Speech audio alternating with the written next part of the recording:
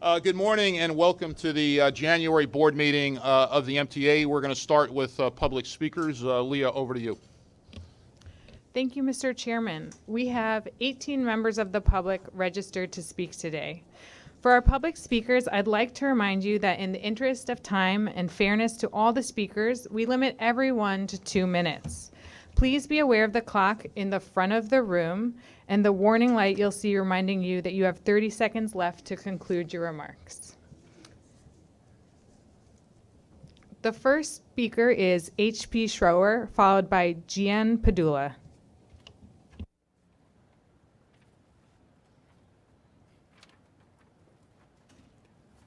Good morning. I'm H.P. Schroer, a World War II veteran and director of You Me We, a self-funded nonprofit organization representing 12,000 veterans attending colleges in New York City.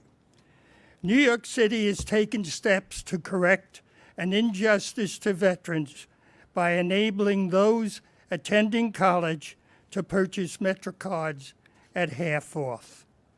It's now time for the state to step up to the plate.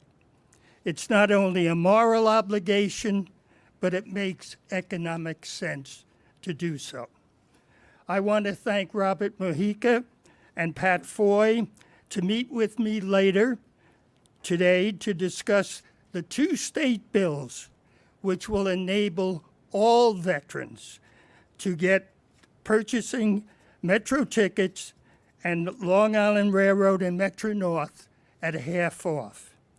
We have a majority of the legislators from both parties supporting the bills.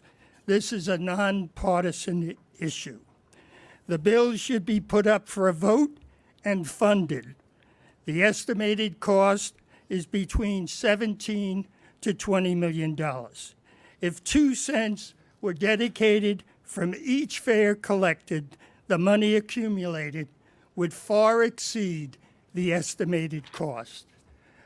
I would like to ask the members of this board, raise your hands if you don't believe a veteran's service and sacrifice is worth 2 cents.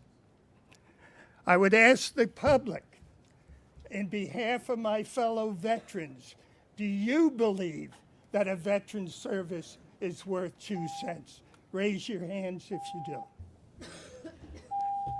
Please conclude your remarks. I asked the governor, will you approve and fund these bills when they are put up for a vote? We look forward to your answer. I thank you. The next speaker is Gian Padula, followed by William Drummond.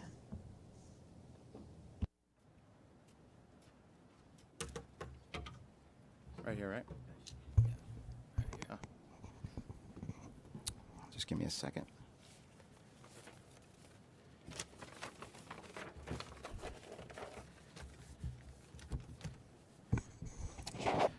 All right. Good morning, ladies and gentlemen. My name is John Padula, and I'm a supervisor with Educational Vision Services. I'm also a member of the Advisory Committee for Transit Accessibility. The ACTA is a volunteer group of community members that represents different disability groups. We collect and provide feedback to New York City Transit about different accessibility issues dealing with subways, buses, and Access-a-Ride. And my question is, what happens with that feedback? We raise issues, we are heard, and then nothing.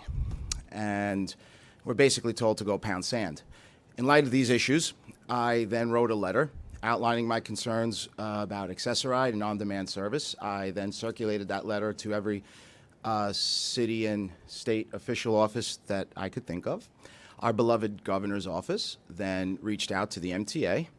Mr. Craig Cipriano promptly responded to me with this printed letter, which, how was I supposed to read?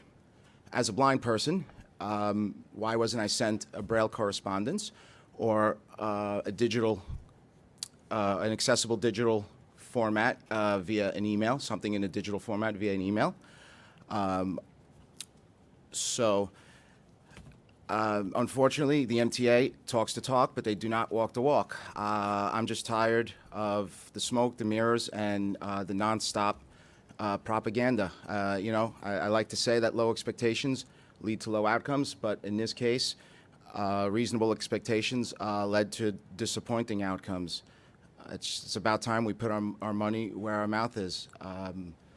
So I'm submitting a response in Braille. Mr. Cipriano, maybe you could play connect the dots with the Braille, as I made a lovely paper airplane with your letter, and maybe you'll get to understand how I felt because I couldn't independently read your letter. So thank you very much.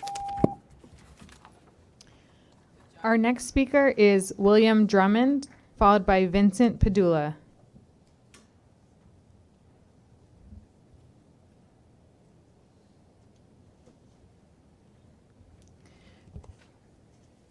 If William Drummond is not here, we'll go with our next speaker, Vincent Padula, followed by Michael Howard.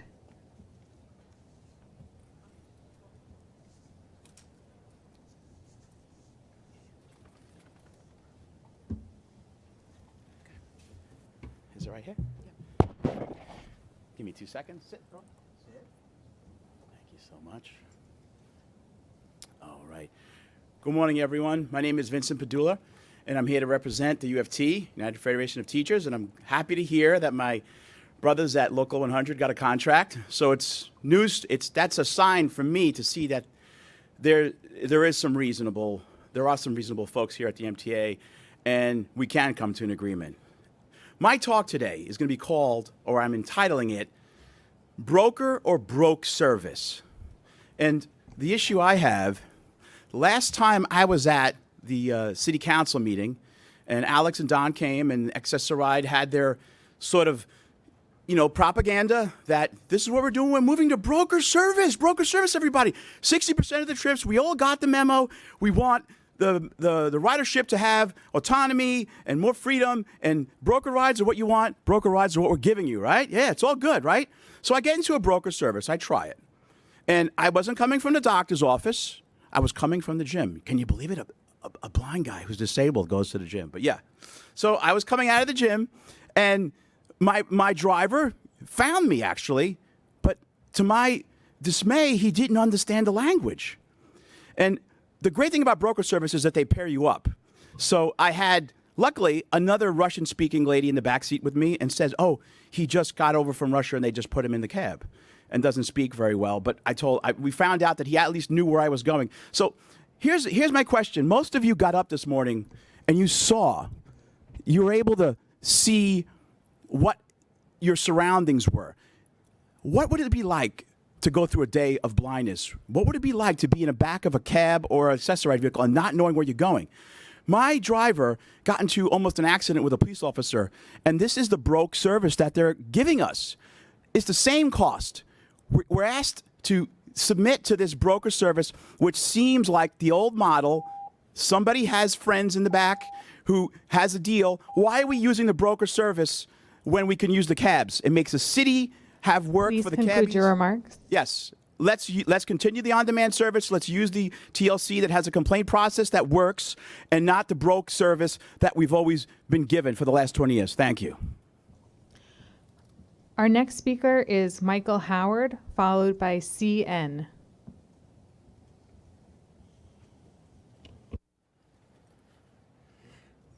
Good morning.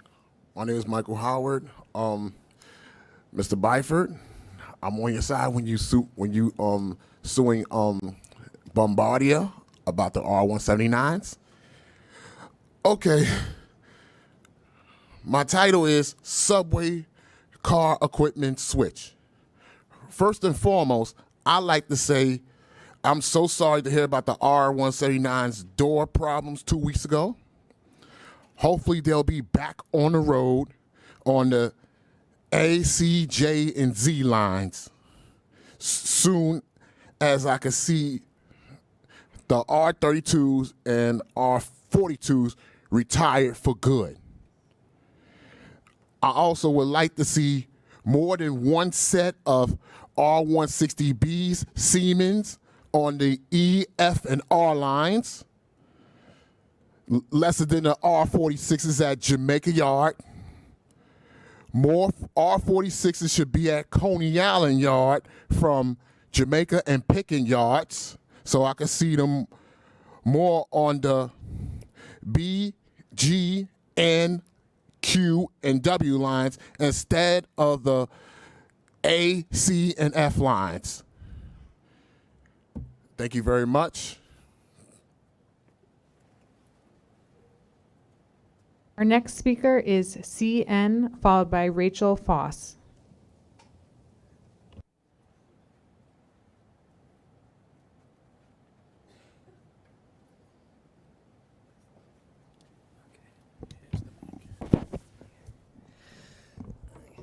Good morning. Good morning. I was wondering, when it comes to crime statistics, should we be focused on people who are actually convicted of a crime in the subway system or found guilty or pled guilty to a crime in the subway system versus those who have been arrested?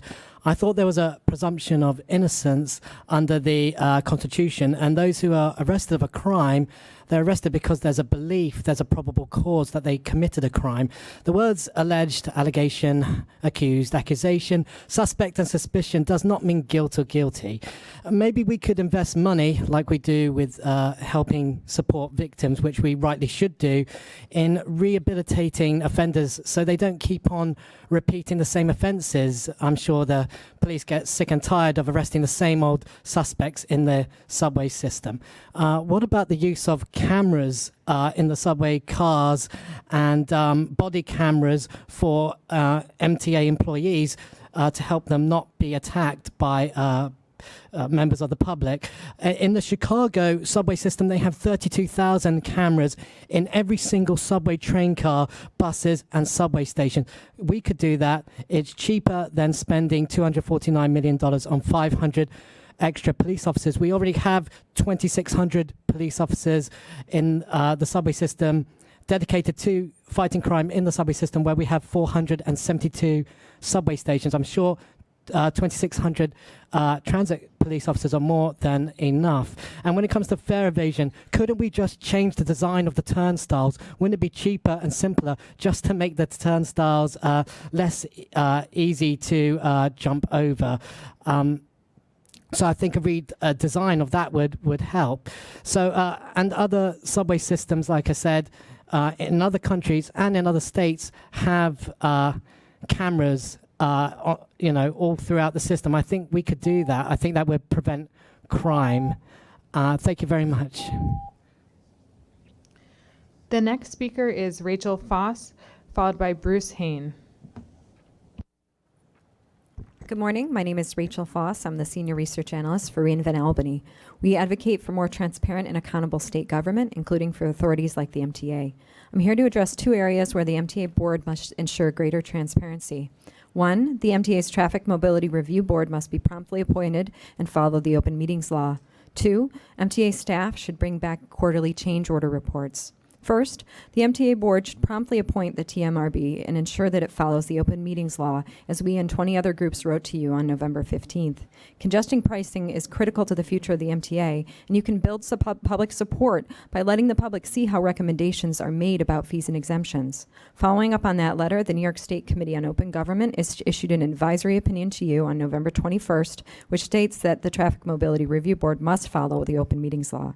As board members responsible for appointing the traffic board, you must ensure that it follows basic transparency norms, such as holding public meetings for its deliberations and votes. Second, per the letter we sent you earlier this week, MTA staff must bring back quarterly change order reports, which show millions of dollars worth of changes to contracts. These reports were quietly eliminated as part of changes to your procurement guidelines in June of 2019, when the threshold for approving change orders was increased to $1 million. Eliminating this transparency requirement is the opposite of what should have been done with an increased threshold. In 2018, these reports showed 171 changes worth $111 million. Also of importance is that the L Train Tunnel contract with Judd Law from 2019 authorized staff to make change orders without board approval, with the provision that amendments would still appear in the quarterly change order reports. With the elimination of these reports, the board is no longer briefed on amendments to the L Train Tunnel contract, which has been the focus of considerable public attention. The quarterly reports are important tools for flagging possible cost overruns and contracts that have mutated away from their original purpose, and we ask that you bring back these change order reports. Thank you. The next speaker is Bruce Hain, followed by Ashley Price. Morning. More on, well, it has to do with budget. I was told to say that. The $800,000 Rockaway Beach Branch study contains big errors and errors of geometry, and I'm working to rectify that. But the engineer has not made a bona fide effort to devise a workable plan for either of the alternatives considered. Pennsylvania Railroad thought enough of that line's potential to build a great canyon of a grade-separated connection at Rego Park, and that was before Kennedy Airport was even thought of. 25 minutes to the airport. But now it lies rotting because your consultants say so. Regarding the November signing of your $2.3 in-house consultants, $2.3 billion in-house consultants, we all know what happened to the two center tubes of the East River Tunnel. That's an actionable claim. But I don't see any action. The storage facility that opened in '86 caused the North River tubes to flood up to the ceiling in sandy, silty, unstable ground. The tunnels move up and down with the tide measured in inches. Those flat lengthwise rebars are probably ruined. They are the essential structural element of the tunnels. The so-called box under Hudson Yards is aligned wrong. Laterally can only serve a few of the existing tracks. They fudged the drawing in the EIS to hide that. And despite the 3% grade, it requires a likely not to be 1.5-year ground stabilization program in the bottom of the river with divers and giant tank barges to pump stuff in that is likely to be found illegal. What are we left with? A 7-train extension across the Hudson. That's what you're going to get. 45 minutes to Newark. That would be progress, huh? Any idiot can see the indications in the original drawing where the new tunnels were intended to go. Please There was a conclude your utility remarks. easement there for 100 years, and now it's gone. 2015, they got rid of the utility easement for the tunnel. Who caused that? I think the MTA can do this. I think the Please MTA, conclude your remarks. Any agency has gravitas. It's the MTA. You got to deal with these people. The next speaker is Ashley Price, followed by Liam Blank.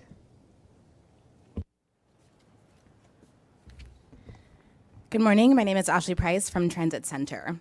It's no secret that Queens buses have failed to keep pace with the evolving needs of the borough. The routes haven't seen significant change in decades, and service remains slow and unreliable. But the 700,000 daily bus riders in Queens deserve better. The MTA's network redesign presents a once-in-a-lifetime opportunity to substantially improve bus performance and transit access for Queens riders. With the release of this plan, the agency has put forward an ambitious yet pragmatic plan to overhaul Queens bus service. The proposed routing creates faster and more direct service within Queens and between Queens and other boroughs. We do recognize that some Queens riders are unhappy with the plan's proposed changes. But as we know from Staten Island, this process is never easy. And to be fair, the plan will entail some trade-offs and adjustments to riders' routines.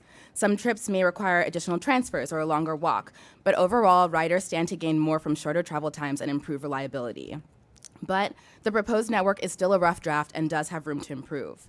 Riders need to hear more from the MTA about how the redesign will improve the experience of riding the bus, not just through the website and open houses, but through information posted at bus stops and at subway stations.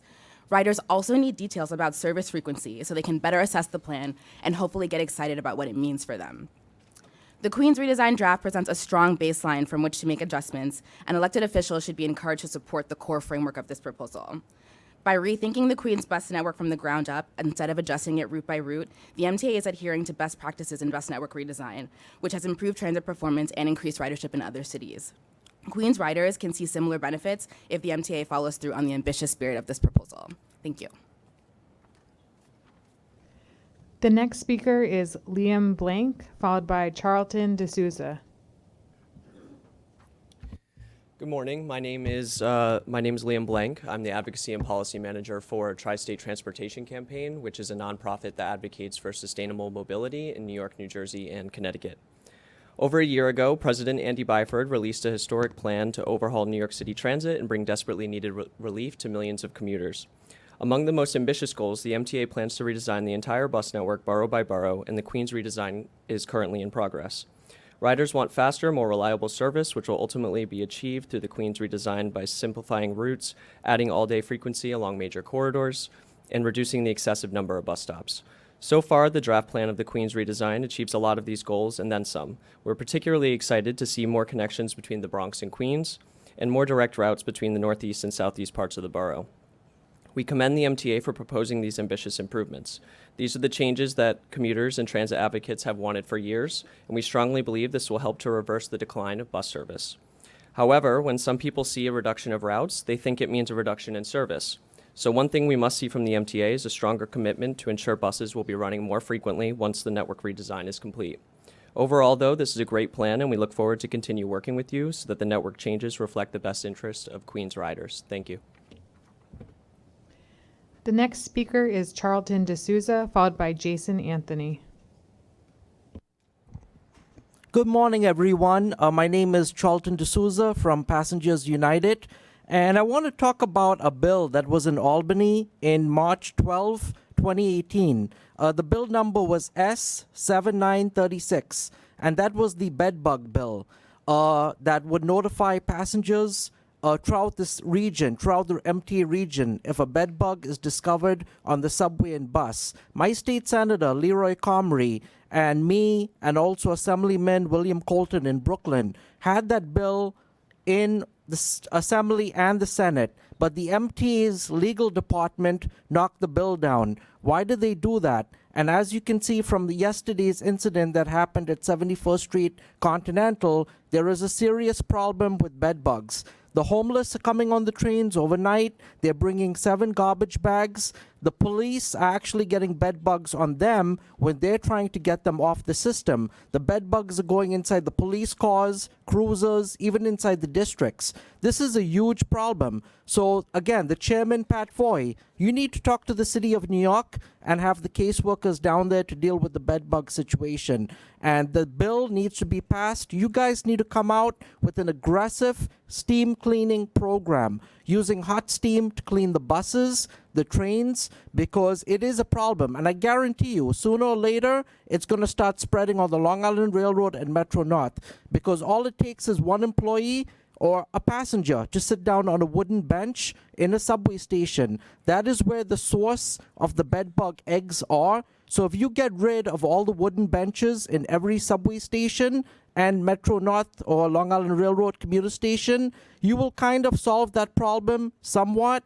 But we need to take preventative measures on training cleaning employees, training police officers, because they're the first responders that have to interact, and they get bed bugs on them. It's not right.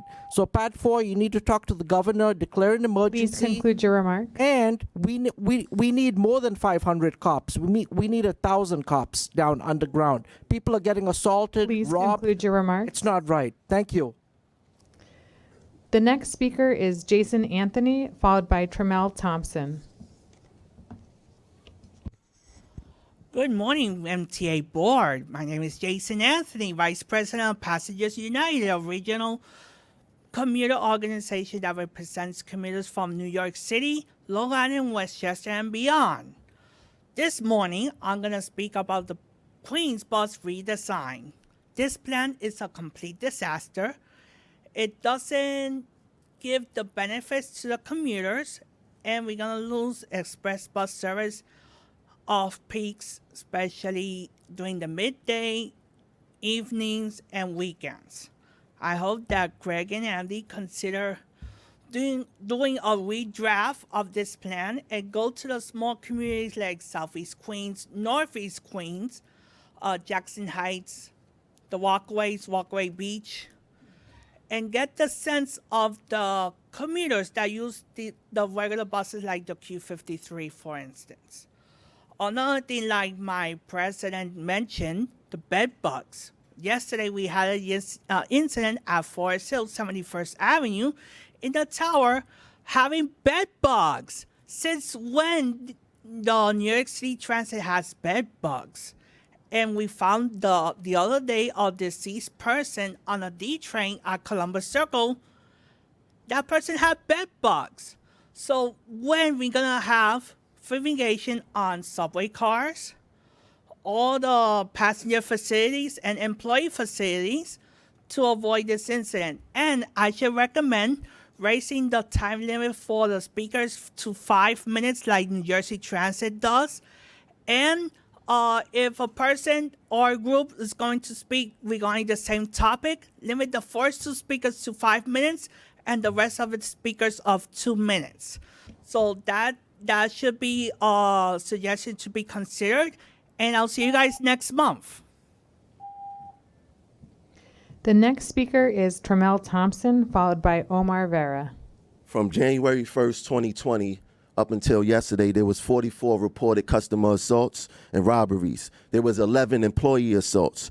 All of the assaults have taken place either on the train or platform, including stations such as 42nd Street Grand Central, 14th Street Union Square, 42nd Street Port Authority. So my question today is, besides the turnstiles, where are the police? I'm a New York City train conductor. I could go an entire day without seeing a police officer. Now, as far as cameras, is the main objective here is to prevent the crime or catch them later. Visible uniform officers prevent crime, not cameras. People rob banks every day and there's cameras in banks. This morning, board member Robert Dale said, by law, spitting is harassment and not a misdemeanor. Okay, what does that have to do with how the MTA treat us after we are spit on? Employees are reporting that they are being spit on, calling it into RCC, and supervisors is asking the conductors, can you still take the train out? What kind of, how can you guys treat us like that? You guys are well aware that the law doesn't have our back, and then you guys continue to pile on. But I get it. The MTA priorities are fare box, service, public safety, and then employee safety. At some point in time, I don't think that you guys is going to take notice until employees start defending themselves. And we trying to avoid that. We don't want to lose our jobs. We just want to come to work safely and go home safely to our families. Being spit on is one of the worst things that can happen to anyone. I would rather be punched, kicked, whatever, maced. Spit on is very degrading. You guys got to take better accountability in that. So moving forward, hopefully, if a conductor gets spit on, a supervisor won't ask, can you take the train? It should be automatically out of service and get that person some help. The next speaker is Omar Vera, followed by Colin Wright.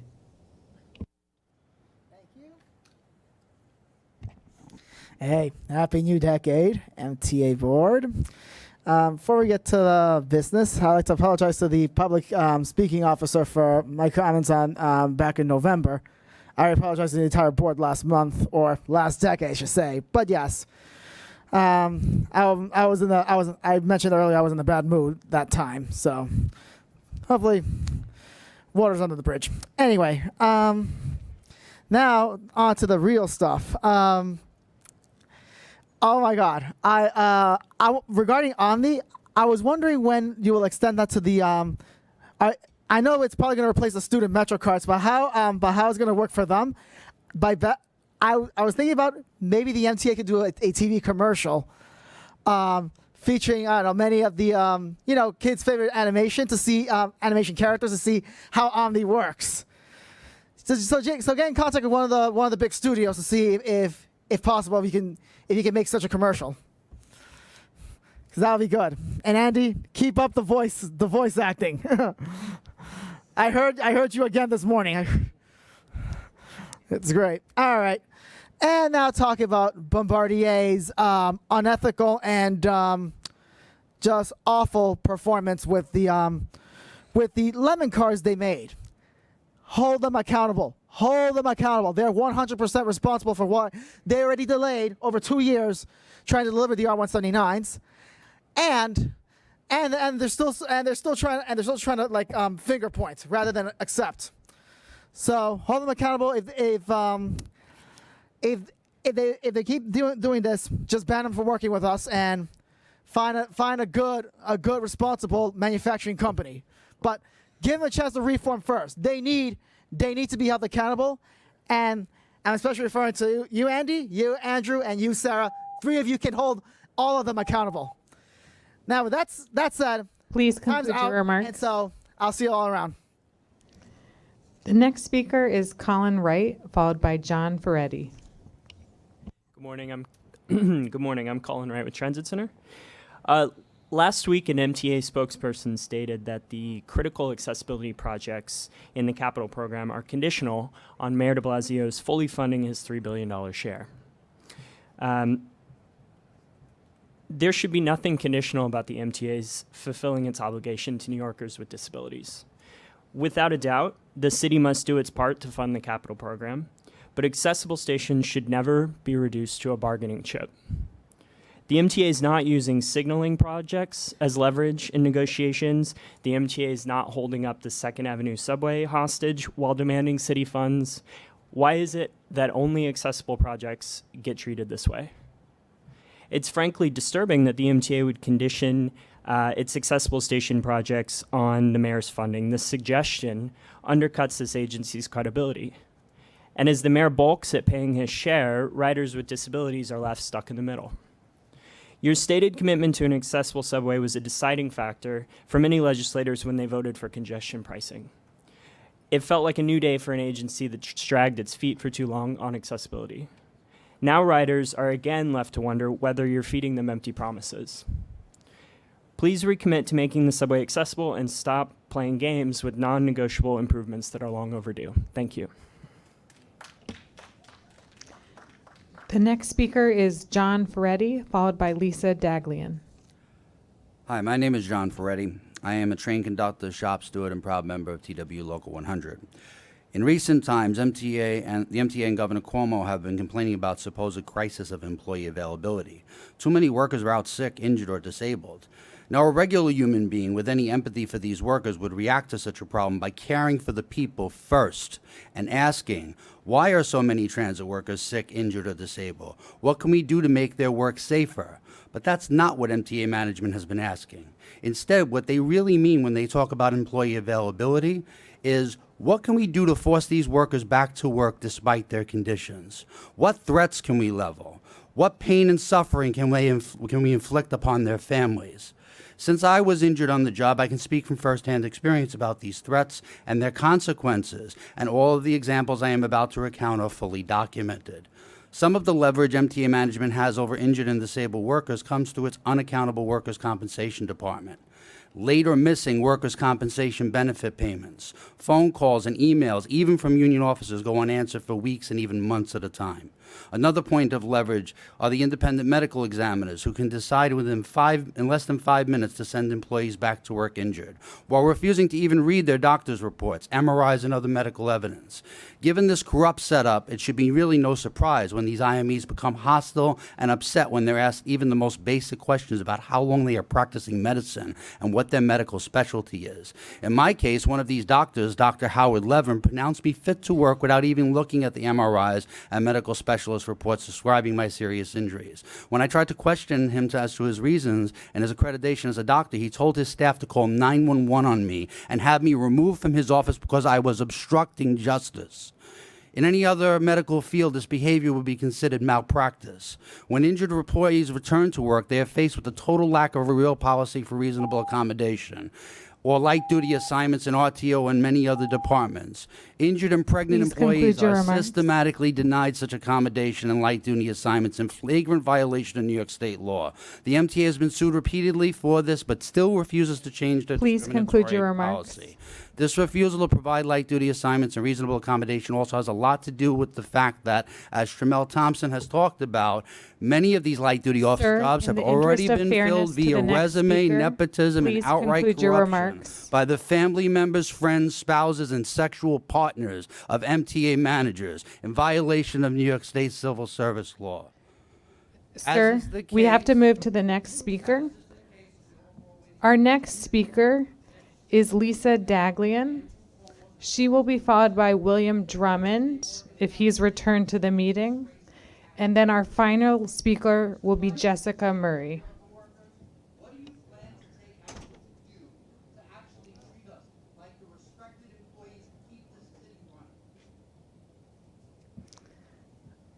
Again, our next speaker is Lisa Daglian, who will be followed by William Drummond if he's returned to the meeting. Good morning. My name is Lisa Daglian. I'm the Executive Director of the Permanent Citizens Advisory Committee to the MTA, or PCAC. To those of you I have not yet seen, Happy New Year. To those gentlemen among the new transformation leadership, welcome. And Governor Cuomo, if you are listening, thank you for including $3 billion critical dollars in your executive budget for the 2024 capital program. New York City, you're on the hook too. Lots already happened this year, and it's only January. Earlier this week, we heard the good news that the R-179 should be back in service soon, pending concrete assurances that they are safe. We need the most modern fleet possible, so getting them back into service needs to be done cautiously but quickly. We're also glad that you're proceeding cautiously with purchases of the R-262s. Let's see how the open gangways work in New York before we're in for a penny and a pound. We do look forward to test riding the R-211s and seeing how they'll change the rider experience first. Change can be good, and it should carry over into the procurement process. Using low bid is clearly not the best way to do business. We've seen that countless times. We asked the MTA board to move to the same RFP approach to the purchase of rolling stock and other capital procurements that it is using for design build. The governor's budget proposal includes procurement reforms, so now's a good time to take it a step further. There has to be a better way to increase competition and bring other players to the game. On the subject of finding a better way, it's time to change the debarment rules to reflect the reality of the market and to have other players want to work with the MTA. It's time to turn the emergency rules into regulations that hold contractors like Bombardier responsible, but are actionable and practical. Thank you.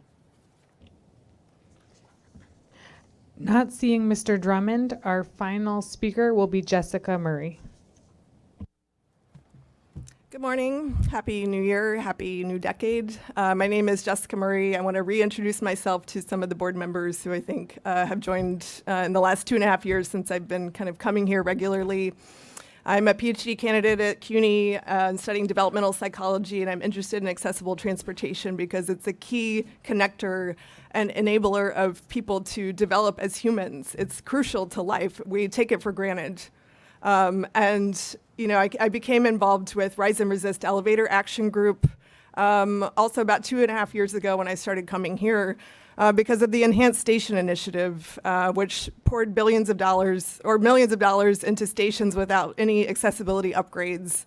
And people were understandably outraged. I was outraged. I have multiple sclerosis, which isn't very apparent by looking at me, but at the rate of that things are happening right now, my autoimmune disease could seriously affect my mobility and my future.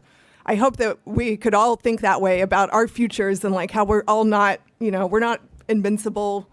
We may become disabled later in life. We're definitely going to have poor vision. I already have poor vision just from aging, our hearing, all of the things that, you know, we take for granted as young and healthy people are going to happen to most or all of us.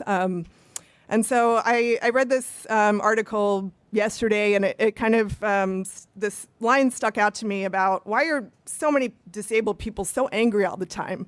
And I feel like this board treats the disabled community as if we're all just like angry. And it's a reason to not listen to us. It's a reason to say, well, you know, we've done what we can for you, but isn't that enough?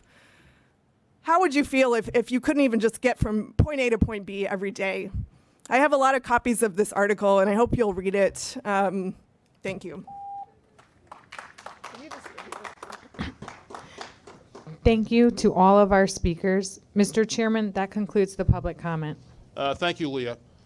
Good morning, everybody. Let me start with a couple of comments, and then the board will go into executive session and come back and go through the rest of the agenda. We're beginning the new year 2020 with a bold vision to improve the MTA and how we operate as an agency. We remain laser focused on our core mission to keep the region moving. Last year ended on a high note when it comes to on-time performance across the entire system. all the while completing major repairs and projects through the Fast Forward, Long Island Forward, and Metro North Way Ahead plans. 2019 brought the best subway performance in 6 years. December was the 7th consecutive month with weekday OTP above 80%, and running times improved on nearly every non-shuttle line compared to a year ago. Preliminary full-year data also shows subway ridership slightly higher in 2019 for both weekdays and weekends. And after several years of decreases, average weekday subway ridership increased year over year for 6 consecutive months and exceeded 6 million riders on 2 weekdays in November. I'll note, according to APTA, that New York City Transit was one of the few transit agencies in the country with a ridership increase. The entire team at New York City Transit has done a great job getting the subways back to an acceptable level of service. The Subway Action Plan played a key role in that, and we'll be posting a report online this morning that more fully details the accomplishments of the Subway Action Plan. The findings show improvements on every metric, including a 40% decrease in weekday delays. Phase 2 of the plan sought to stabilize the system. Phase 1 of the plan sought to stabilize the system, while Phase 2 focused on developing and institutionalizing the successes of the Subway Action Plan so that we can sustain progress going forward. We've incorporated management practices from these emergency measures into long-term operations. To name one example, under Phase 1 of the Subway Action Plan, New York City Transit tripled the rate at which it replaced old jointed rail, installing 55 miles of continuous welded rail from 2017 to 2019. That resulted in a 55% decrease in track-related major incidents during the same period, from more than 15 per month in 2017 to fewer than 7 per month in 2019. Phase 2 saw the introduction of 3 rail grinders in addition running through the system to remove rail imperfections and prevent defects, all in the goal of reducing delays and improving customer service. Long Island Railroad and Metro North have seen similar tangible benefits from their Long Island Railroad Forward and Metro North Way Ahead programs. For the Long Island Railroad, OTP for the year hit a 3-year high of 92.4% in 2019, with 44% fewer train cancellations. And Metro North's on-time performance rose to 94.4% overall in 2019, recording 55% fewer train cancellations. Thanks to Kathy and Phil and their teams for their leadership, Andy, Sally Labrera, and their teams at New York City Transit, and of course all our hardworking frontline employees. We will continue to maintain a close focus on our operational performance for the coming year while prioritizing transformation and reform. On that note, I'd like to welcome Mario Pelican, who's down sitting next to Craig Cipriano, to his first full board meeting. As Chief Operating Officer, Mario will play a key role in ensuring our agencies maintain safe, reliable operations and continue to deliver excellent service. Alongside Mario, our new Chief Transformation Officer, Anthony McCord, to my right, and our new Chief Innovation Officer, Mark Dowd, are working hard to implement transformation and foster innovation at this agency, charting the course to fundamentally change the way we do business to become the modern 21st century transit system this region deserves. It's a new day at the MTA, and the old way of doing business won't work. I'd also like to acknowledge 3 new members of the senior team. Paul Fama, who's here with us today and who will serve as Chief People Officer. Paul comes to the MTA with 25 years of experience from General Electric as a senior leader in human resources. Later this month, we'll also have Ralph Portnoy join as our new Chief Technology Officer. Ralph has previously worked as Chief Information Officer at several leading not-for-profits, including most recently the Anti-Defamation League and Safe Horizons, and also Kavesh Ayer, Chief Procurement Officer, who has over 20 years of experience in strategic contracts management and procurement at GE and Alstom in the United States and abroad.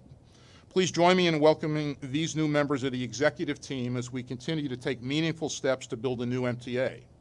Our new leaders will help ensure successful progress on transformation and enacting lasting reform for this agency. Now, a quick moment on other priorities for the coming year. Capital plan approval and RFQ. The reforms implemented through transformation will go a long way towards supporting the on-time execution of our historic $51.5 billion capital plan under Jano Libra's leadership, allowing us to better deliver on capital commitments through the newly consolidated Construction and Development Organization.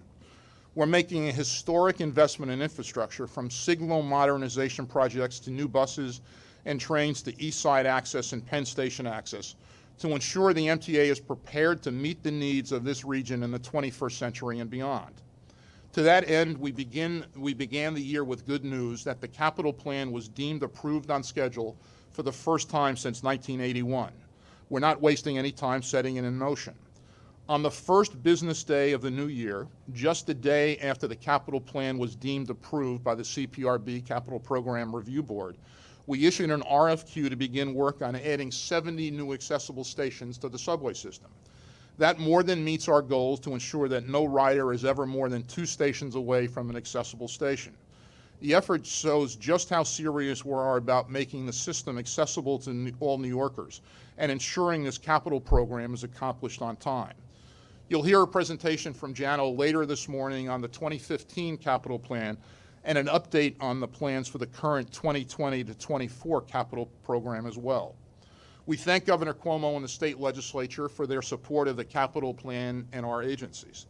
The governor's recently announced executive budget accounts for billions in operating aid to support the MTA and a $3 billion state contribution to the 2020 capital plan, which is dedicated to and will help fund accessibility projects.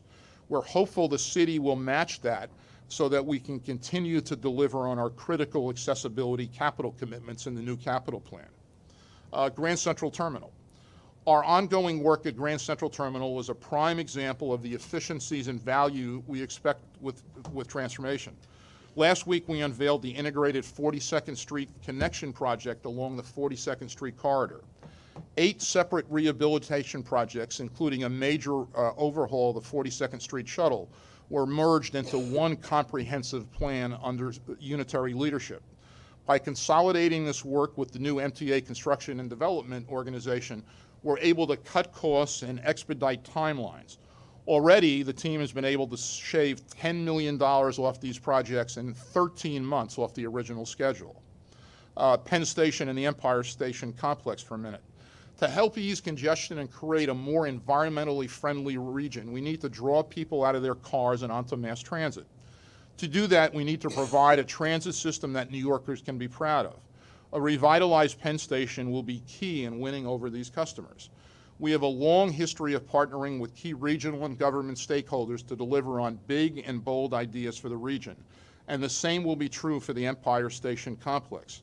Governor Cuomo's bold plan to reimagine Penn Station in a project led by Empire State Development in partnership with the MTA, Amtrak, and New Jersey Transit. The Empire Station complex builds on our current Penn Station improvement projects, such as the 33rd Street corridor, and goes even further, including a dramatic 40% expansion of track capacity at Penn to the south. That's 8 new tracks into Penn Station. If completed, the impact on the customer experience and train capacity will be extraordinary. Our commitment to pursuing bold new ideas extends to our buses as well. We want to build on the momentum we saw last year with the rollout of the successful 14th Street busway and automated bus lane enforcement, which was authorized in Albany. On the M14, the opening of the busway contributed to a 30% drop in travel time between 8th and 3rd Avenues on 14th Street. Trips that once took 10 minutes now just take slightly over 10. We look forward to continuing to work with our partners at the New York City Department of Transportation and the NYPD to add more transit priority corridors to further increase speeds. We're also pushing forward with our borough-by-borough bus network redesigns. It's time to make a holistic change to bring bus routes into the 21st century, and we're embracing the challenge of designing new bus lines that serve this city as it exists now, not the way that it was 100 years ago. And we're looking for your input every step of the way as part of our robust outreach and community engagement efforts to make it a success, as has been the case with each borough redesign.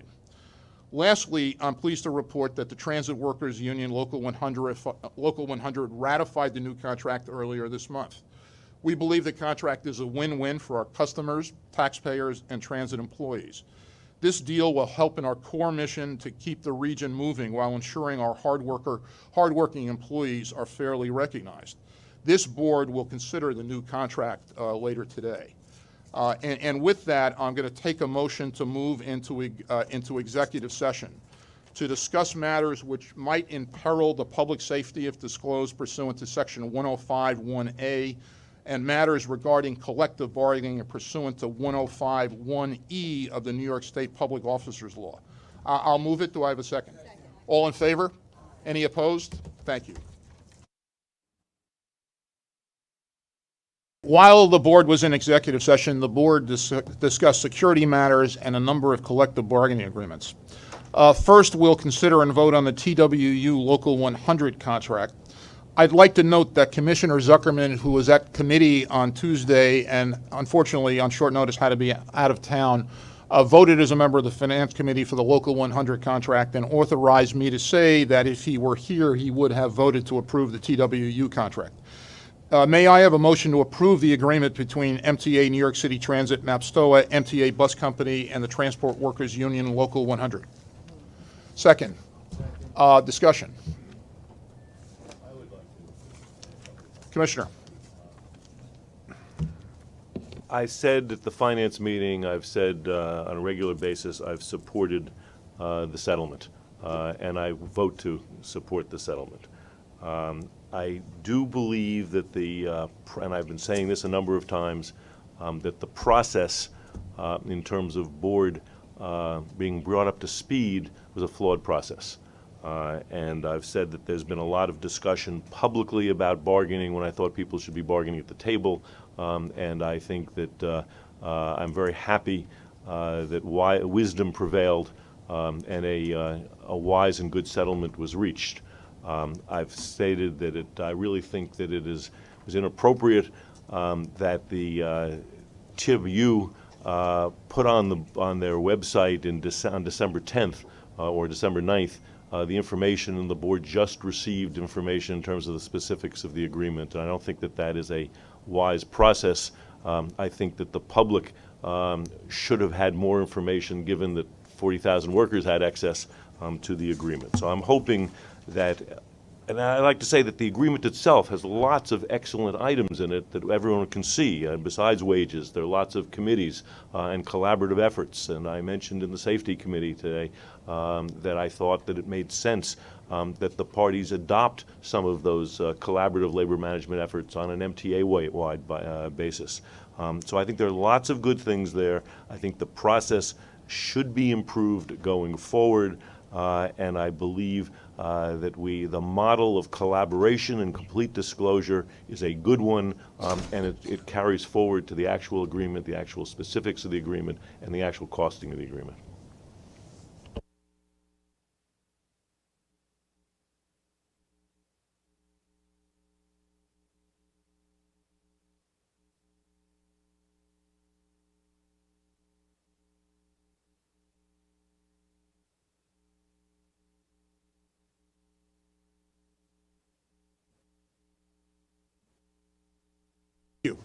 May I have a motion to approve the following collective bargaining agreements? First, the agreement between MTA, Metro-North Railroad, and the Association of Commuter Rail Employees Division 1 Yardmasters.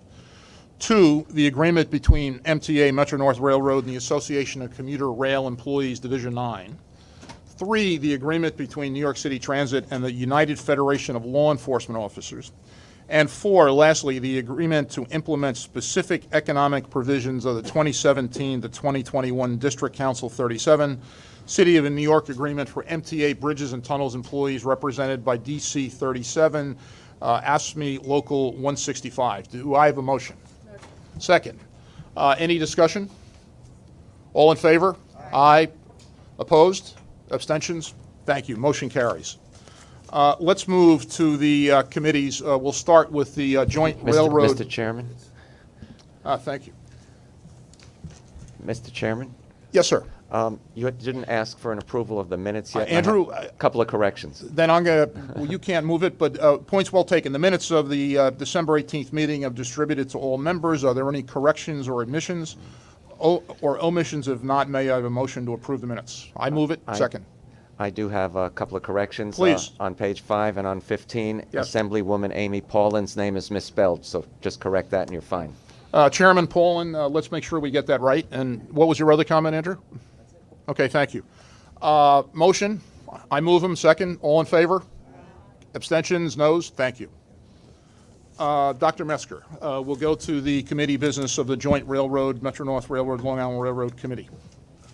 Thank you, Mr. Chairman. The Metro-North Railroad Committee and the Long Island Railroad Committee met on Tuesday jointly, and we report the following. There are 2 competitive procurements this month totaling $74.6 million. The first procurement is for Long Island Railroad for $65.1 million. The committee recommends this procurement, and I move it. I second it. Any discussion? I'd like to abstain from that vote. Okay. Any other discussion? All in favor? Aye. Noes or abstentions? Back to you, Dr. Metzger. The second procurement is for MTA construction and development for $9.5 million. The committee considered this, and we asked for additional information. The information was provided by JANO on Tuesday. Our specific request was to see the scope of work for this item.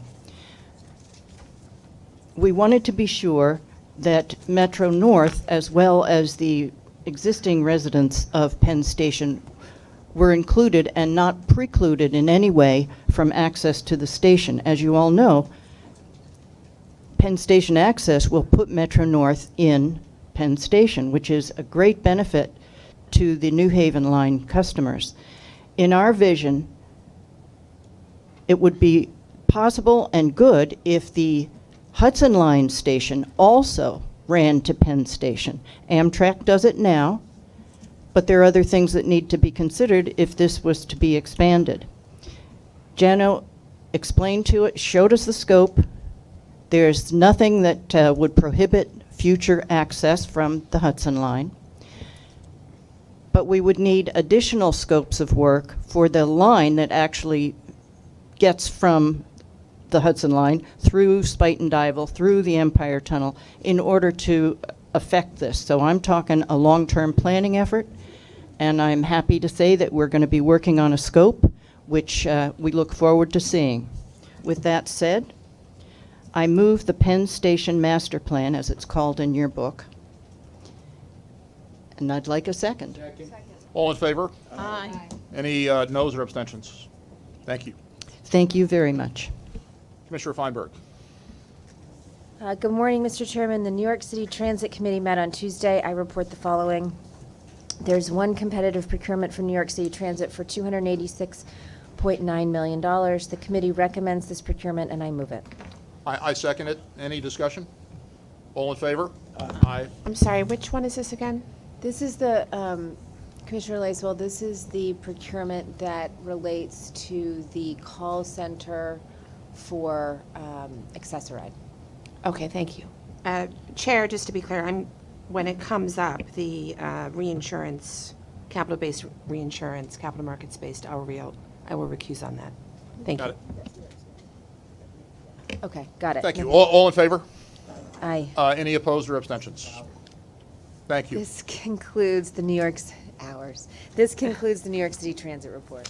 Commissioner Schwartz. Thank you, Mr. Chair. There is one action item for board approval. The action item for approval authorizes FMTAC to undertake a capital markets-based reinsurance program, Linda, by expanding FMTAC's current traditional capital markets-based reinsurance to include a catastrophic bond-based reinsurance transaction. The committee recommends this action, and I move it. Second, any discussion? All in favor? Aye. Against? Commissioner Lacewell abstaining.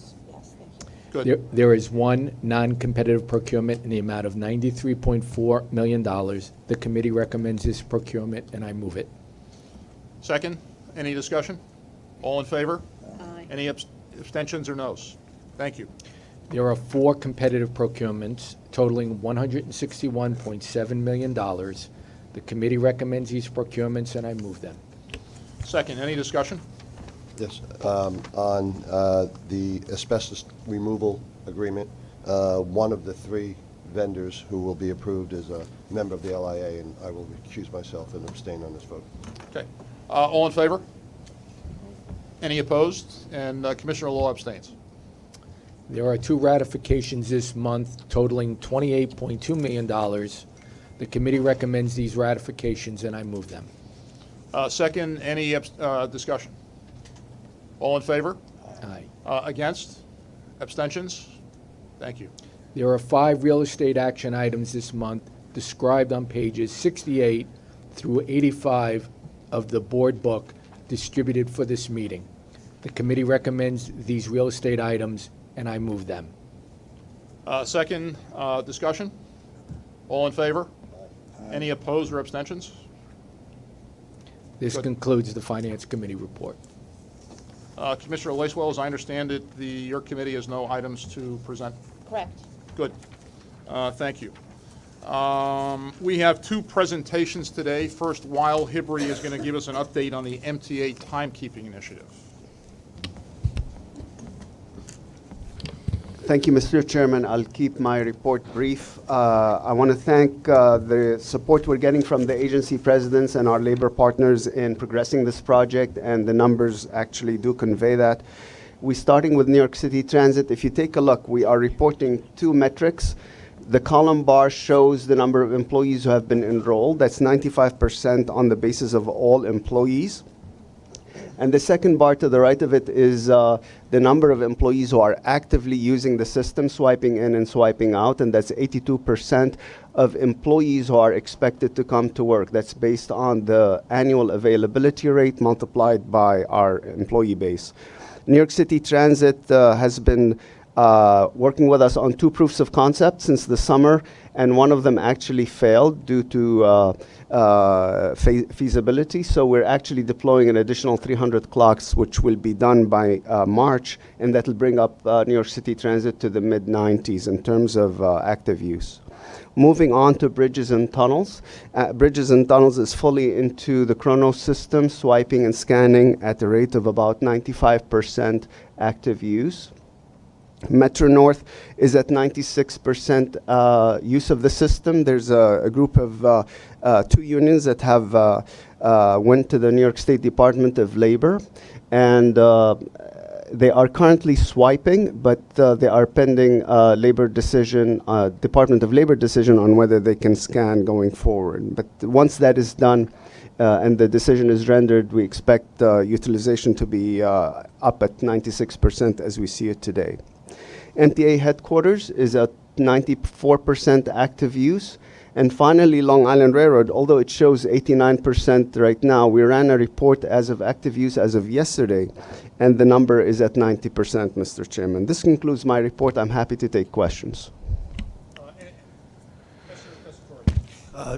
Not a question, more of a comment. I just want to share that SMART General Chairman Anthony Simon has worked very closely with Long Island Railroad leadership and Wail's group to get his committee on board to moving this initiative. We've never been afraid of tracking and swiping in. Never been an issue for us. What I would like this board to know is that continued cooperation and communication between the agency and leadership at the Long Island Railroad regarding any of the challenges that we continue to face, whether it's the overtime, which I never like to talk about, but there's plenty of things that we can continue to talk and communicate on for successful results with the cooperation from leadership and the organization.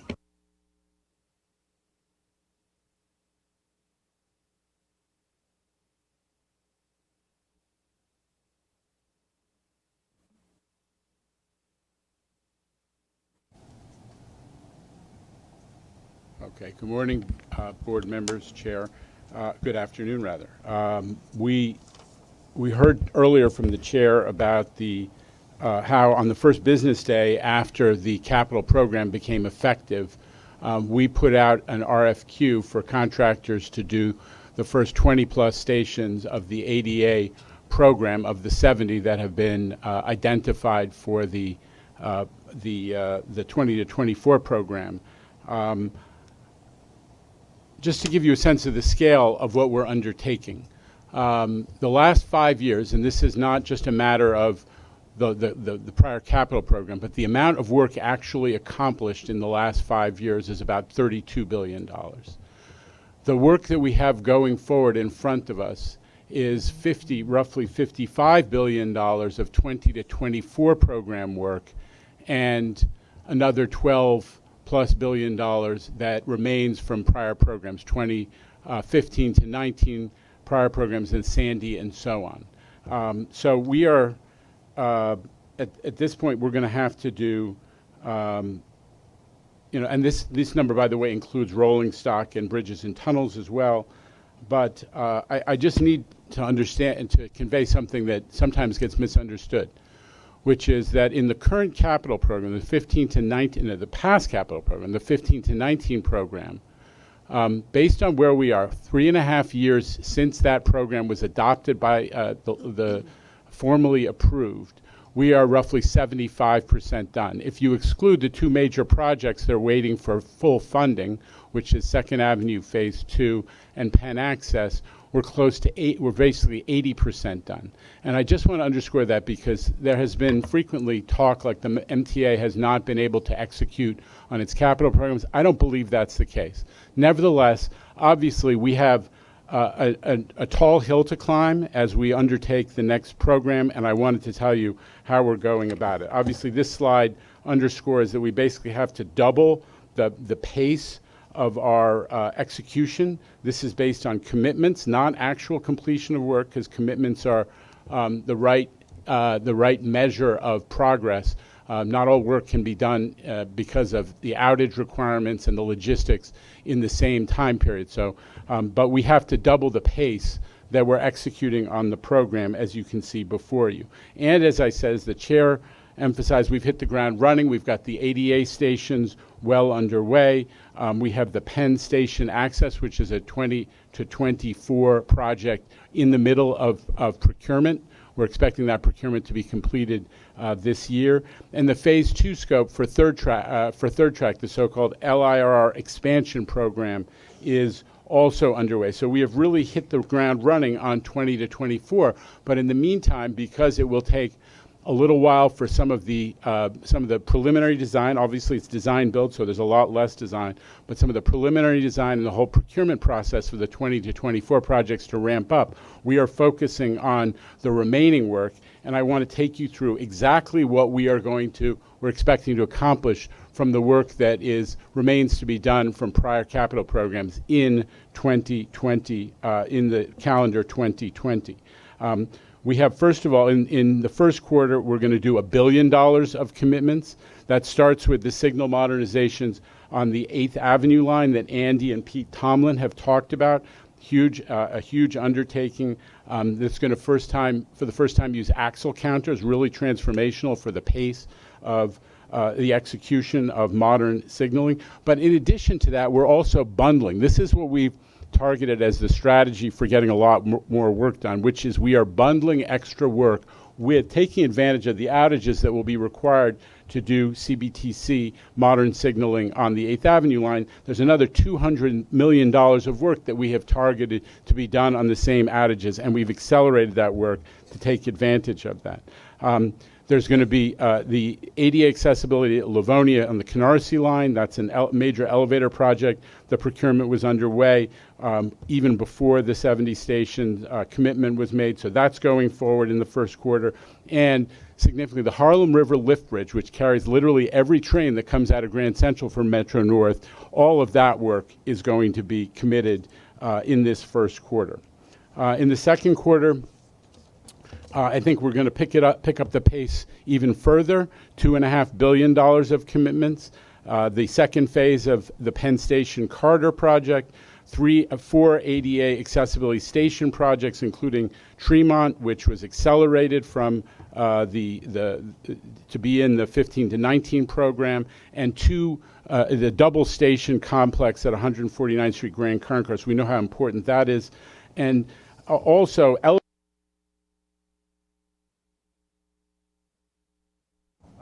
we're continuing. Sometimes gets lost in the sauce, but even as we're doing the ADA, the new ADA projects, we're doing major elevator and escalator improvements at all kinds of stations, replacing elevators and escalators that have reached their useful life for whatever reason, need to be replaced, and that's happening at 11 stations. We are bundling transit stations with Metro North stations. Again, a little bit of novelty in that, trying to take advantage of some of the geography to get more work done across traditional agency lines. And we're going to be making the commitments on Elmont, which is obviously a high priority project that this board acted on this session as well. Third quarter, you're going to see more ADA projects coming online from the 15 to 19 program, the whole 14th Street complex, which is 3 separate stations, 3 other stations all at once. The 7 line, we are doing major structural repairs and renewals on the 7 line at a whole mess of at 7 separate stations. This is, a strategic bundling effort. There is critical infrastructure work at many of them. The netting is getting done on a separate project, but is going to be carefully coordinated. And it is the incredible improvement of service on that line has to be met with improvements to make the stations capable of handling the increased loads that they are attracting as that part of Queens continues to develop. One that I think we're all interested in is the last of the tube, the underwater tunnel repairs from the Sandy era, Rutgers tube, which carries the F train, is going to be done. We're doing a very aggressively scheduled, what I call, it's the L train light. You're going to do tracks. You're going to do all the cabling work. The tunnel was not as damaged as the Canarsie tunnel, and we're going to move that quick because we have to get it in between the completion of the L train and when the CBTC work begins on the 8th Avenue line. So it's very important that we get that work done, and we are accelerating it like crazy. And in the fourth quarter, $1.3 billion is projected, and it's some similar stuff, getting new station accessibility work done. We are hurtling ahead, despite some of the litigation, occasionally with sort of NIMBY-ish overtones on ADA. We're going to get these stations done. And we are also determined to start picking up the pace on substations. You need to know that we frequently need real estate cooperation from our friends in city government. And this is one, the Canal Street substation, it's central to our ability to run more service on the 8th Avenue line. We do not yet have a real estate deal because, without getting into too many of the details, that we simply are not willing to pay for land that's underground that has no development value under the city's zoning resolution as if it were a development site with 5 FAR in the middle of Tribeca. So we cannot put the public's money to waste in this way, and we need to come to a deal with the city because we're going to have to do this repetitively. So the real estate issues associated with what the plan that's been mapped out for more service with better signals, it needs to be supported by a real estate strategy with our friends in city government that will allow us to move those projects a heck of a lot more quickly. Overall, when we get to the end of this year, we're going to be 90% done with all of the prior work that this capital program will inherit, which the new C&D organization is going to hack away at first to make sure that while we're getting ready for all the 2024 work to be ready, we're eliminating everything that remains. So I'm excited about this. I think this is going to be, again, get us moving in the right direction. We put together a great team. I have to give a shout out to my colleagues, the agency presidents. We've started the consolidation of some of the capital program expertise throughout the agency into the new C&D organization. It's always complicated. There are always HR type issues. My colleagues have been great, and we're in the middle of that. But we're also adding new people across from outside the agency, folks who are coming from Chicago Transit Authority and New Jersey Transit, who are have reached their pensionable age and they're looking for new challenges. So we're really growing the I think the organization to have the expertise to execute on this much more quickly. And I also have to thank the team at headquarters who identified some slots that were for transformation to help us get off the ground.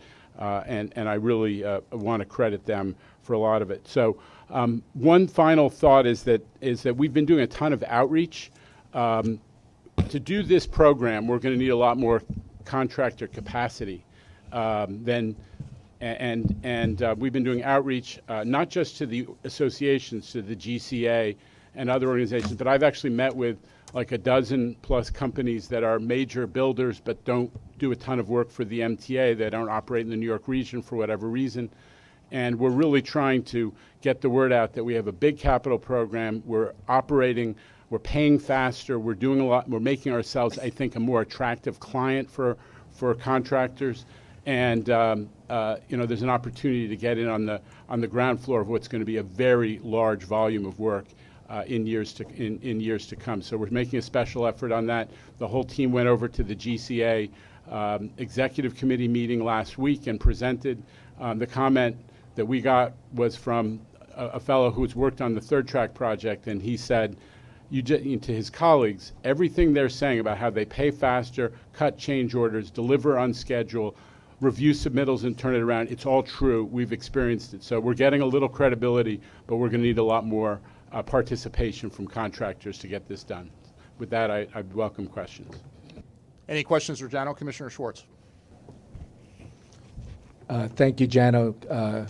My compliments to you and your team, not only in terms of the work you're doing, getting the previous capital program finished, but you have a very robust and large new capital program to move underway. Can you just give us a quick status update on what you think your challenges are in terms of being able to recruit new contractors out there in the industry, and how that's going? Because obviously that's one of the things one of our goals of the board in the MTA was to expand or widen the universe of contractors to be bidding on these capital projects.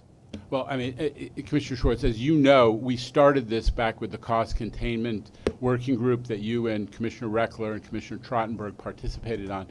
We really need to there are a lot of first-class builders in New York who elect not to bid MTA work or not to bid a lot of it. And what are the things that we hear from them? The dispute resolution process was unfair. The paperwork was excessive. We required all paperwork to be resubmitted every time a company bids. I mean, in the real world, where all you do is update your, credit card number on online for anything you want to buy or any transaction you want to have in the real world, that seemed crazy. And the things I mentioned earlier: how do we process change orders? How do we review submittals? How quick are we to respond to contractor concerns? And there are a lot of, and each of those actions that was contemplated in the cost containment working group, I think, is making a dent in contractor willingness to participate, and the size of the program is making progress. But it's no secret that the Barman issue is still on people's minds, and we are working through that. I understand, but my principal issue is that we just need to go out and tell the story much more widely.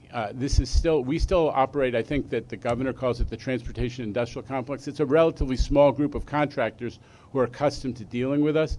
We have to go to the rest of the country, to Europe, to Asia, and tell our story, because this volume of work is going to require more capacity. And that's the principal thing that I'm thinking about a lot, in addition to getting the program going. I think your idea of creating these outreach teams to go out there and promote the capital program is a great idea. And I think as robust as you can make that is creating as many teams as possible. I'm sure the board, I know I, as chair of finance, would support that. And I believe if there's ways of funding those outreach teams through the individual capital projects or the capital program, we should do that.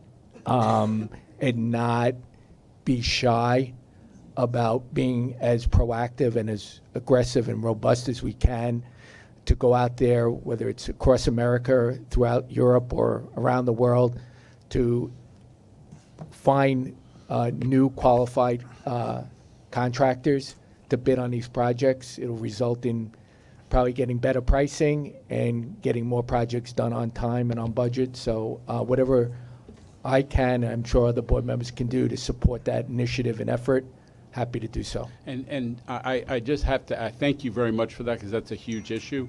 One thing that I probably underemphasized in this is the role of our in-house forces in executing on the capital program.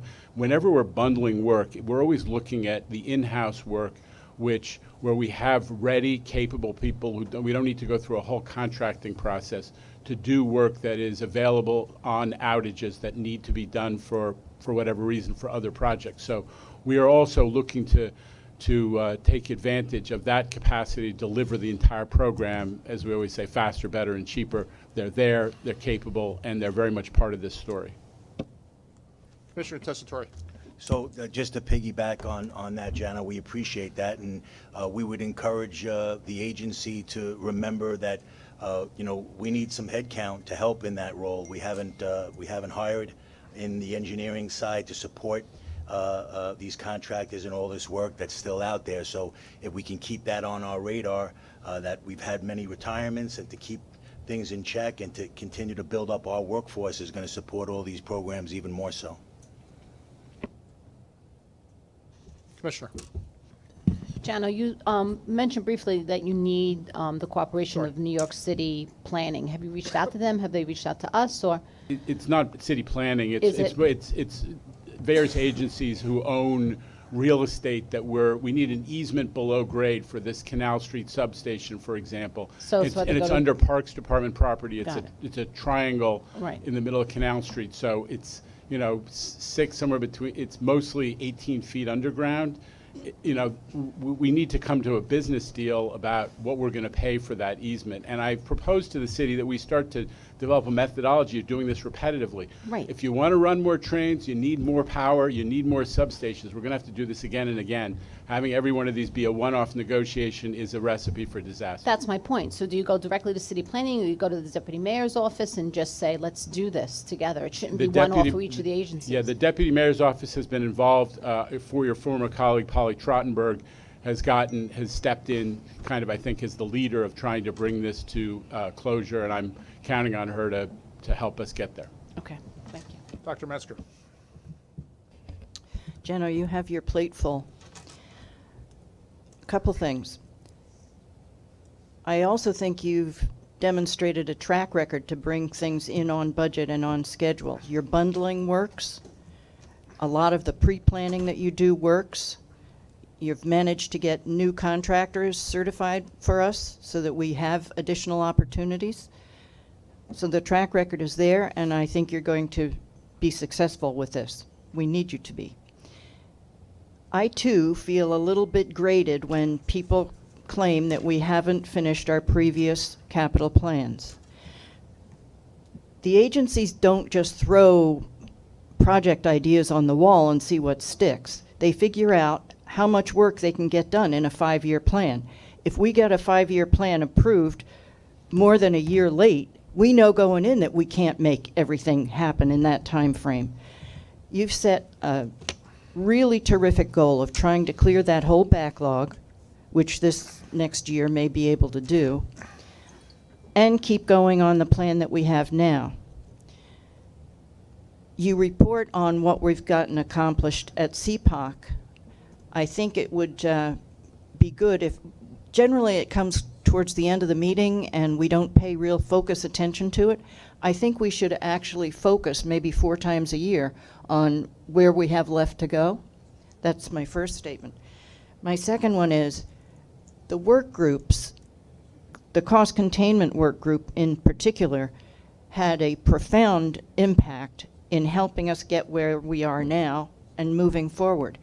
If you need help that the work groups can provide, please let us know, because I think the whole board is ready and willing to participate. Thank you. Thank you. Andrew. Yeah, Jano, I echo Commissioner Metzger. You do have a plate full, to say the least.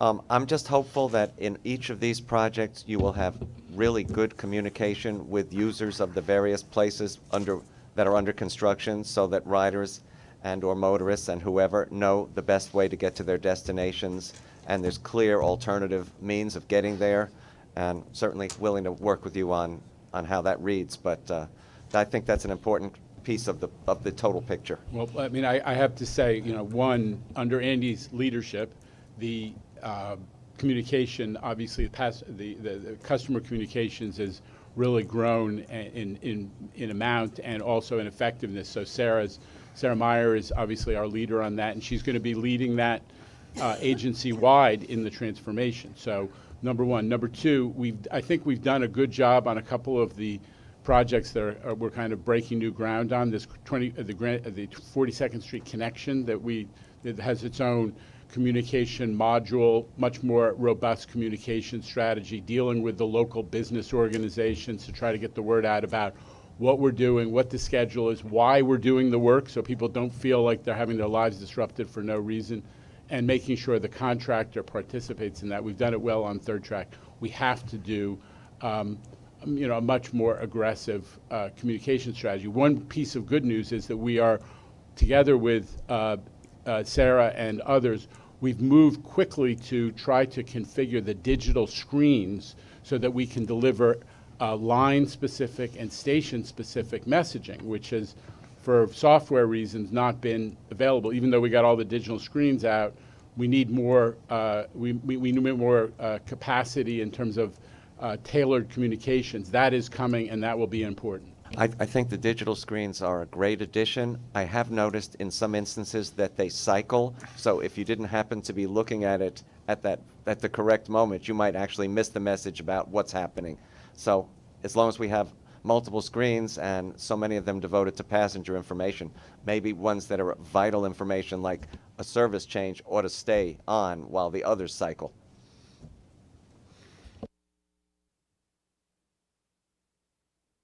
Jano, thanks for the good report. I want to make an acknowledgement on behalf of the board. Our colleague Andy Byford is departing the MTA.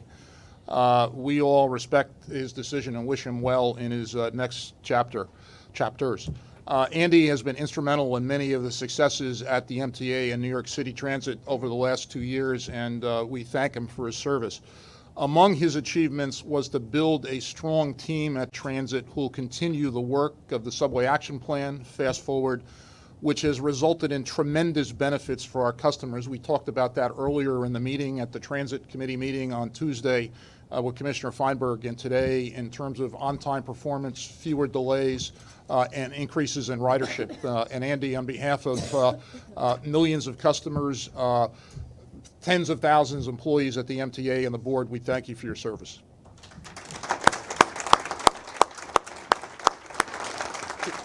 Commissioner Samuelson. I've been in a lot of board meetings. I don't think I've ever really spoken up for a transit boss that's resigning. But I do want to say, Andy, it's been, 2 years. It's been 2 years, right? So you're the first guy that came to town, or woman that came to town for that matter, that in my view, and probably in the view of the other unions, in fact, had a real compassion for transit workers, MTA workers, and the work that we do. And you are the first one that I ever saw bother to walk into the rooms of pain downstairs on the first floor where transit workers get incessantly disciplined, to go person to person and say, why are you here? Why are you here? I mean, you brought a compassion to a level of compassion to this job that'll be difficult to replace. And we appreciate the openness that you brought to the job. And my first instinct when somebody, one of the reporters asked me what I thought, my first instinct was to say, well, Andy Byford wasn't a liar, which is a pretty interesting first instinct on my part. And perhaps I'm jaded a bit after 26 or 27 years in this New York City Transit Authority. But good luck wherever you go. And I'm sure the other union folks around the table have a similar feeling. And don't worry, the TW will keep this system together. It'll survive. Thanks. As a representative of riders, there's not even time to thank you, Andy, for what you have done for the riding public.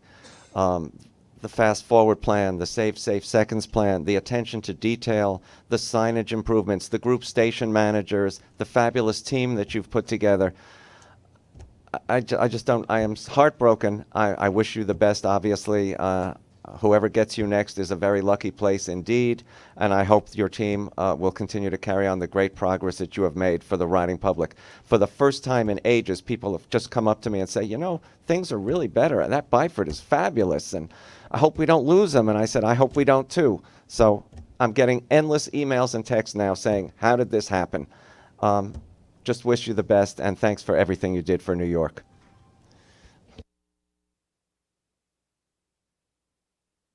Sorry, Mr. Lynn, Commissioner Lynn. Yeah, I just want to say I have a sense of extraordinary sadness to see you go, Andy. The thing that most struck me during all of these meetings is how everybody felt that you listened to what they said and understood what they said. So many public speakers would get up and say that they heard you speak and you listened to what they said. Your constant conversation about the workers and the workforce and your support of the workforce. I believe from what I've heard you are extraordinarily important, had an extraordinarily important impact in the collective bargaining and helping the parties reach a wise settlement. So I feel that I've been in the public sector many, many years, and in the 6 months I've known you, I've learned so much about how people need to work with the workforce. You are not just an incredible runner of trains and operator of trains. You are an extraordinary person and human being in your dealing with people. So I will miss you terribly. Commissioner Brown. Yeah, I'd like to associate myself with the remarks of Brother Samuelson regarding your trustworthiness and your honesty in dealing with the people. But my point I want to make, I mean, you have a right to write your own resignation letter. I mean, that's your business. But for the rest of us here on the board, the elements of compassion that he brought up, and I would say the sensitivity and communication skills you transmitted to everyone, and the genuine feelings we felt you had for the workforce, that's more than just feel-good stuff. That's an element of efficiency, and if we want efficiency going forward, that's the sort of management we need. That we need to know as workers that you're listening to us, people are listening to us, and if we don't, that's not going to make the place more efficient. You can have all the time clocks you want, you can have people's, you can do it by iris or whatever you want to do, and it really won't, that's not efficiency. It's what people are doing when they're here that is efficiency. So in that regard, we come not to praise you but to bury you, and good luck, man. All right, Chair, may I just make just one very brief comment, Chair? Please, Andy, of course. Only to say, I'd like to thank you, Chair Foy, Chair Ferrer, and Chair Loter before him for the opportunity you've given me. I'd like to say a big thank you to Governor Cuomo for giving me this opportunity, but also to Governor Cuomo and the legislature for having the courage to pass congestion pricing, and also to get the funds that I know will deliver the capital plan that is unprecedented, and the Governor deserves huge credit for that. Chair Feinberg, I'd also like to thank you for your support and leadership at the Transit Committee while I've been there. Just two other thank yous, really. Number one, to New Yorkers for bearing with me, putting up with me, giving me this wonderful opportunity to live in this amazing place. This really is the absolute pinnacle of any transit professional's career. It doesn't get much bigger than New York City Transit, and it's been my honor and privilege to serve New Yorkers. But also, finally, to my executive team, the broader management team, but ultimately, to John's point, the 50,000 men and women of transit. I think in some ways I'll miss them the most. I call them diamonds. They're just wonderful, decent, hardworking human beings, and I'll always be proud to have stood shoulder to shoulder with them. Thank you for everything. Thank you for those comments.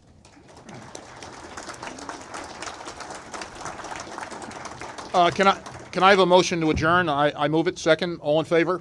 Meeting is adjourned. Next board meeting is Wednesday, February 26th. Thank you.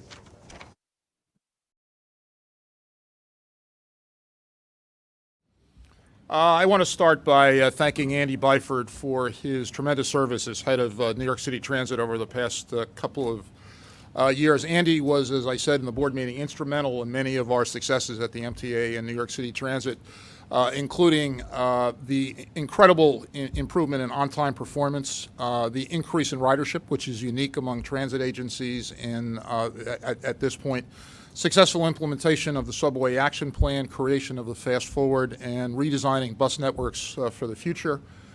We respect his decision, wish him well in his next chapters, and thank him for his contributions at the MTA and New York City Transit. And with that, I'll take your questions. Clayton. Two questions. Have you decided on an acting president of New York City Transit yet, and when will you have made that decision? So Andy continues to be president of New York City Transit. When we are working on a plan, when we've got something to announce, we will. Okay, and then when is his last day? Have you planned that out? I'll come back to you on that. And then what happens, have you guys had any discussions about what happens to Andy's visa, how long he'll be able to remain in the country? Look, that's a personal question. I don't have any insight into that, and don't think it's relevant, frankly. Dan. Sorry. So, can you give us a timeline? When did you find out? How did you find out? What did you tell them?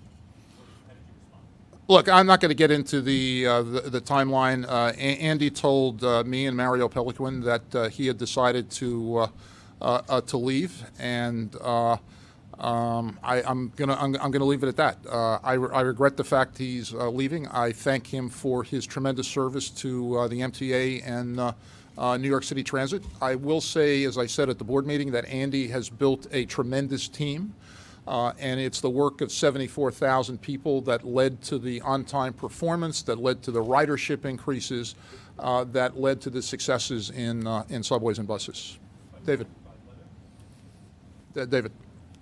Pat, you were talking about station accessibility before and the MTA's deep commitment to it. I'm just curious, is there anything in writing that says that city money is siloed specifically for station accessibility efforts? Is there anything in writing? Is there anything in writing that says this $3 billion that the city gives is only for station accessibility? Yeah, the governor in the state budget allocated the $3 billion, thanks to the governor, thanks to the state legislature, which we believe will approve it. And the $3 billion from the state and $3 billion from the city is dedicated to accessibility. That's what the capital plan says. But the rest of the money from congestion pricing isn't dedicated to accessibility. Well, the money from congestion pricing pursuant to state law is allocated 80% to transit, 10 to Long Island Railroad and Metro North. We're going to be scrupulous about complying with those provisions of state law, but the $6 billion is dedicated to accessibility. So why didn't it say that in the original capital plan briefing, where it says that the congestion pricing money was prioritized to support NYCT's new subway signaling, cars, track accessibility, as well as buses and system improvements and further and so on? So David, I'm not sure what document you're referring to. I think we've been consistent that the $6 billion is dedicated to accessibility. I mean, do you think that you're doing some rhetorical hostage taking here? I mean, why is it that the money is only for accessibility when you're fighting with the mayor, as opposed to why wouldn't it threaten signal upgrades? Why wouldn't it threaten train stock? Well, look, every part of the capital plan, signaling, rolling stock, communications, ADA elevators, is critical, right? There's none of it that's optional or unimportant, but the $6 billion is dedicated to accessibility. Please.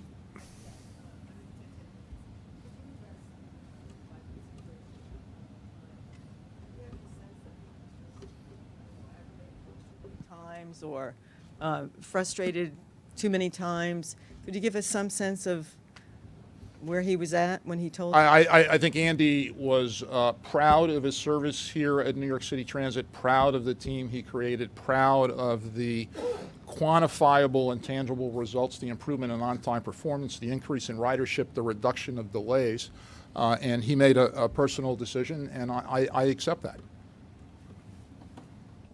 Hi, Chairman. Is there a resignation letter There is a letter. And what would you say to riders, elected leaders in the city? They're expressing disappointment in this, and especially since Mr. Byford had earned some goodwill among riders. What's this going to mean for? So the here's MTA what I tell riders: the system is in significantly better shape than it was in July of 2017 when the governor declared a state of emergency.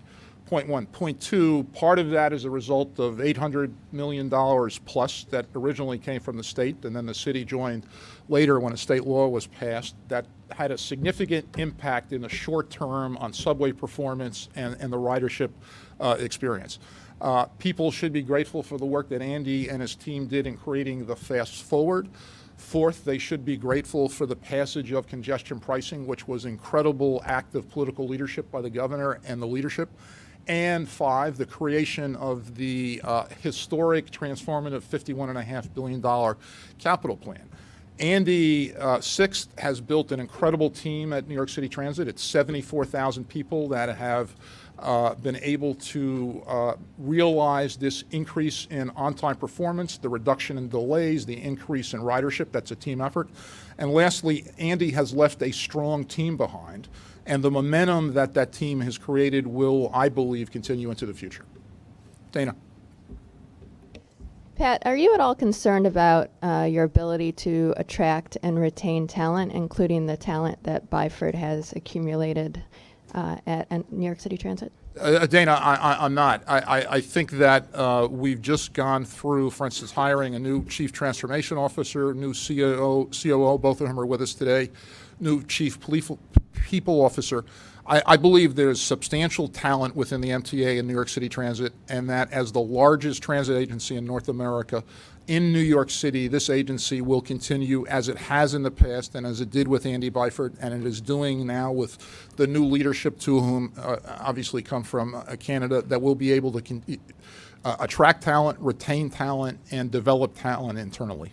As a follow-up, are you at all concerned about your ability to attract women to the MTA, given that all 6 of your most recent hires, senior level hires, are men? No, we're committed. I'm not.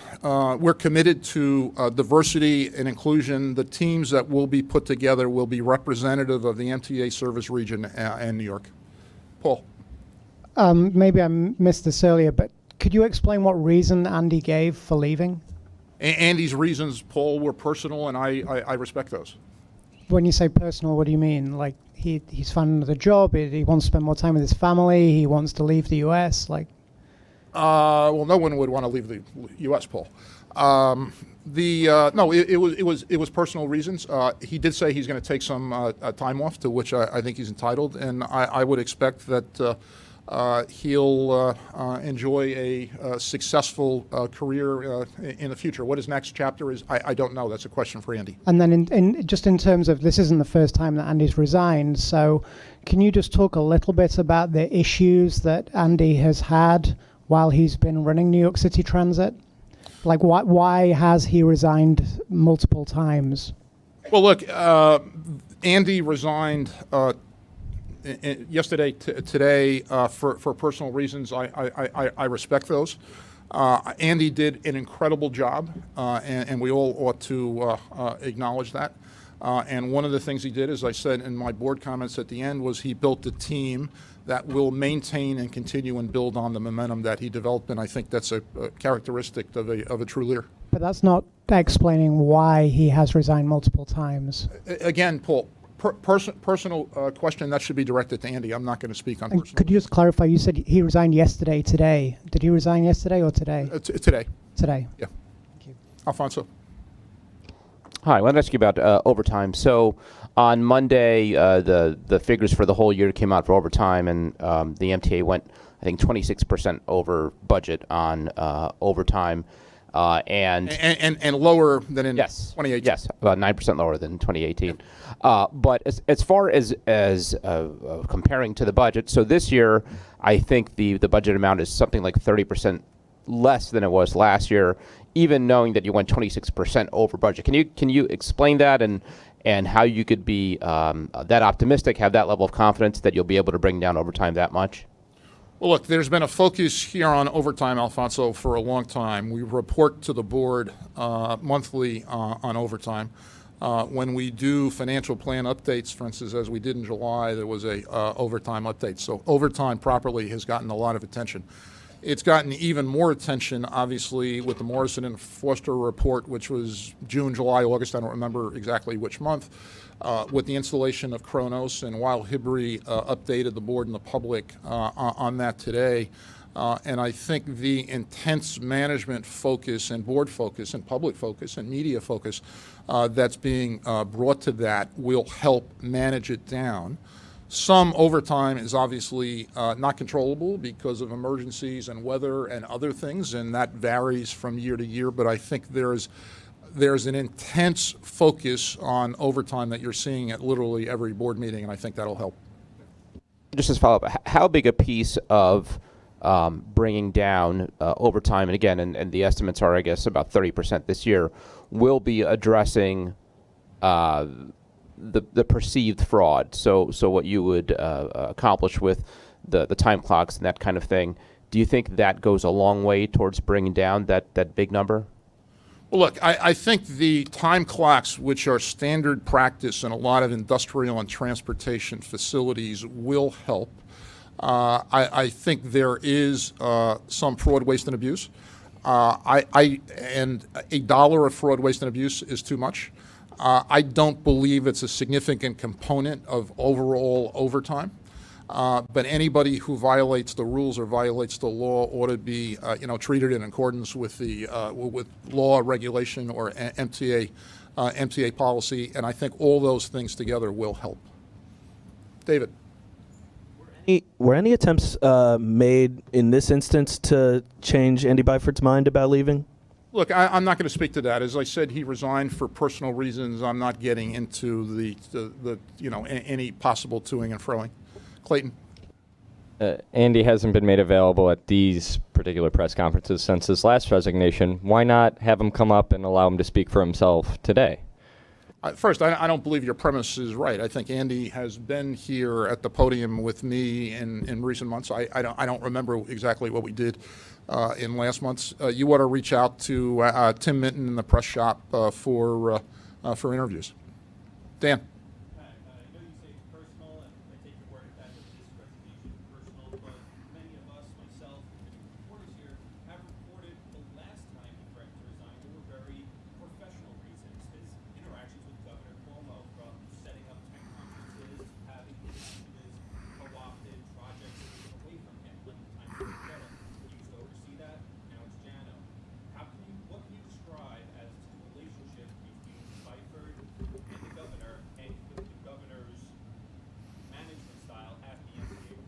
So Dan, I agree with one part of your statement, which is the press has reported those things. I don't, however, agree with the premise that reflects reality, and Andy's reasons for resigning are personal. And you ought to talk to Tim Minton in the press shop and ask to talk to him. I'm not going to speak to personal matters, nor do I know what drove his decision beyond wanting to take some time off. And then, please.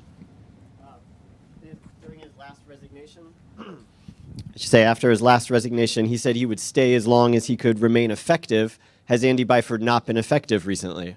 I think the data, on-time performance, reduction in delays, the customer surveys, frankly, which are also empirical and important, speak for themselves. I think he's been effective every day he's been here for the last 2 years plus. Thanks, everybody. Great. Thanks.